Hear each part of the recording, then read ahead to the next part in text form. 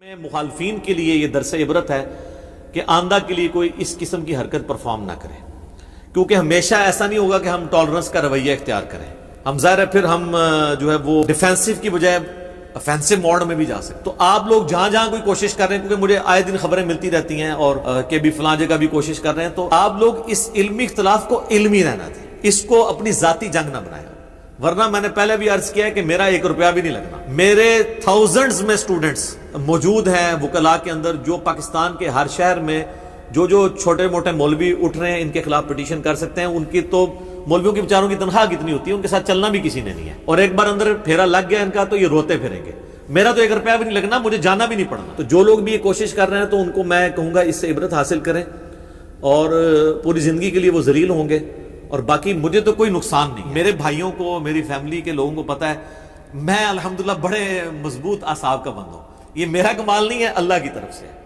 تو مجھے اس طرح کی چیزوں سے نہ تو کبھی میں ڈسکریج ہوتا ہوں، کبھی میری باڈی لینگویج ڈیفینسو موڈ میں نہیں جائے گی، میں اور آگے گرجوں گا. اور اگر پہلے 100% آپ کو ایکسپوز کیا ہے، اب 1000% اور کر دوں گا. تو اس کا آپ یہ تو سوچ لیں کہ بھئی اس کا آپ کو فائدہ کوئی نہیں ہوگا. مجھے کیا فائدے ہوئے آپ دیکھ لیں، پورے انٹرنیشنل میڈیا کے اوپر، اخبارات کے اندر اور مین الیکٹرانک میڈیا میں چیزیں ڈسکس ہوئی، اور ویکیپیڈیا نے اس ایونٹ کے بعد میرا پیج خود بنا دیا انجینئر محمد علی مرزا کے نام سے.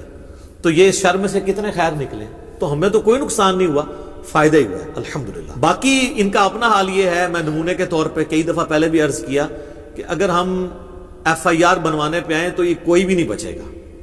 پاکستان، انڈیا، بنگلہ دیش، افغانستان میں 2 بھاری فرقے ہیں جن کا خیر اور شر، میں صرف شر کی بات نہیں کرتا، خیر اور شر پوری دنیا کے اندر ایکسپورٹ ہوتا ہے.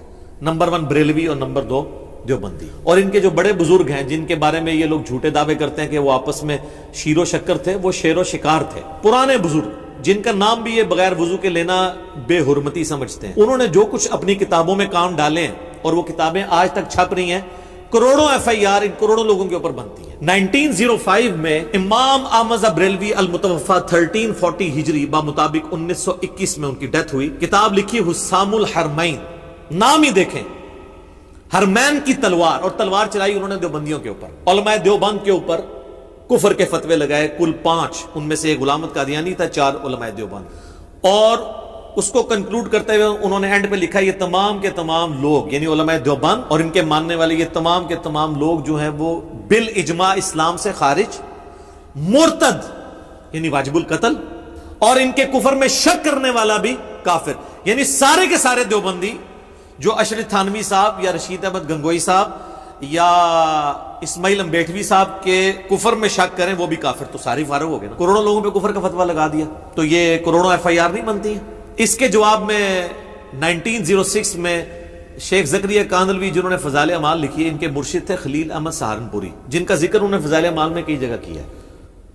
انہوں نے 26 سوالات آئے، 26 سوالات علماء حرمین جو اس وقت کے صوفی تھے، 1925 سے پہلے کی بات ہو رہی ہے، کہ جس طرح احمد بریلوی صاحب نے تو آپ کے غلط عقائد ہمیں بتائے ہیں، تو آپ کلیریفیکیشن دیں. تو عربی میں انہوں نے کتاب لکھی حسام الحرمین کے جواب میں 1906 میں، المہند علی المفند، ہند کی تلوار ایک سٹھیائے ہوئے پاگل بابے کے اوپر. اور وہ پاگل بابا انہوں نے کسے کہا؟ احمد بریلوی صاحب. یہ ان کی لینگویج آپ دیکھ لیں، تلوار سے نیچے بات نہیں کرتے. اور اس میں انہوں نے کہا کہ احمد بریلوی اور ان کی پوری جماعت ایک شیطانی لشکر ہے جو ہم علماء دیوبند رضی اللہ عنہم پر حملہ آور ہو گیا. 14ویں صدی کے مولوی رضی اللہ عنہم، تو کروڑوں بریلویوں کے امام کو اور ان کی پوری جماعت کو انہوں نے کیا کہا؟ شیطانی لشکر. تو کروڑوں بریلویوں کی، کروڑوں FIR دیوبندیوں کے اوپر بنتی ہیں نہیں بنتی. تو یہ آپس میں کیوں نہیں کٹواتے ایک دوسرے کے اوپر؟ اس لیے کہ یہ نورا کشتی کھیل رہے ہیں. وہ پری پلانڈ ہوتی ہے نا نورا کشتی، تاکہ دونوں کے اپنے اپنے، جنہوں پنجابی جیسے کہنا ٹھیے قائم رہے. میکڈونلڈ بھی چلتا رہے، KFC بھی چلتا رہے، البیگ نہ آ جائے بیچ سے. جو آ چکا ڈرونا خواب ان کا.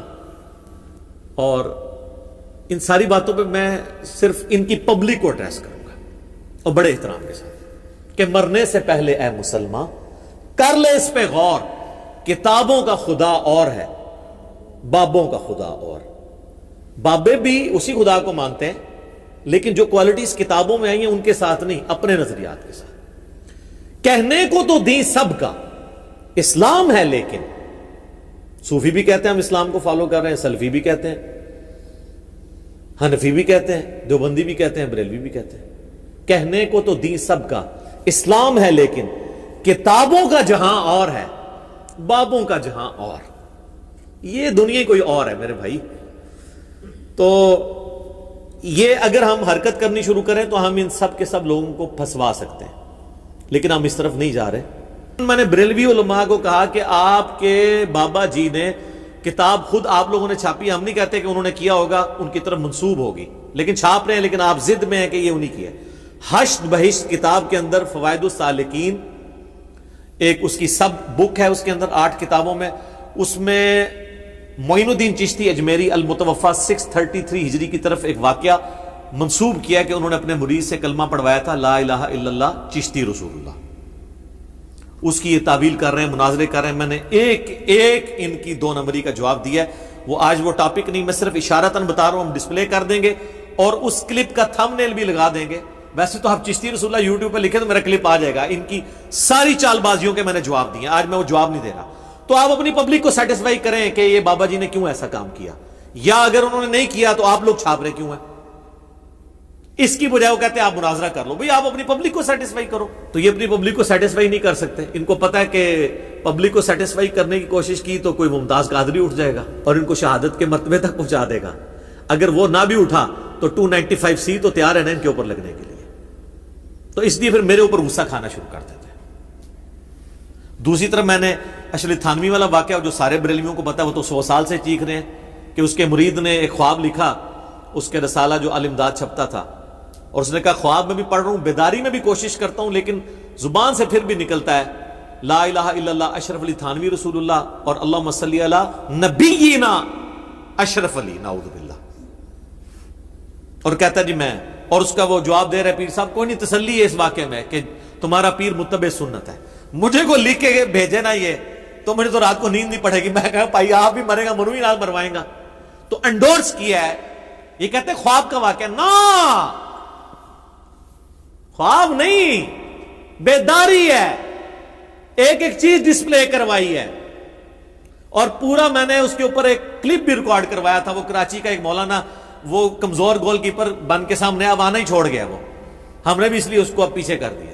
اس نے خود ریکویسٹ کیا جی مجھے نکال دیں، اس کو بڑوں نے سمجھا دیا ہوگا کہ بھائی تو غلط جگہ ہاتھ پا لیا، اتنے دسی نہیں پا سکتے ہاتھ 11,000 وولٹ میں، لیکن جو اس نے ڈیمیج کرنا تھا نا اپنے فرقے کا میرے ہاتھوں، وہ کروا لیا۔